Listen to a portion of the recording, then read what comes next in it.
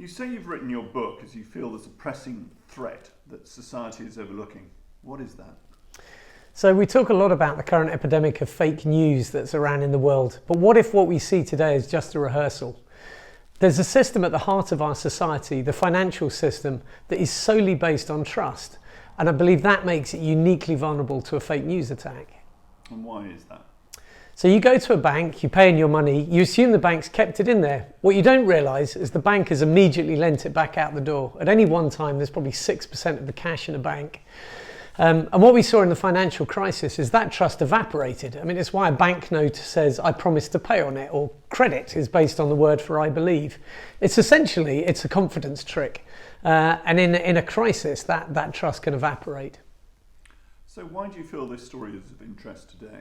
So on one hand, we've seen the effects of fake news and being whipped up to run by populists, to drive anger in society. We then have a huge level of mistrust still in the financial system, as we saw with the GameStop attack on Wall Street recently.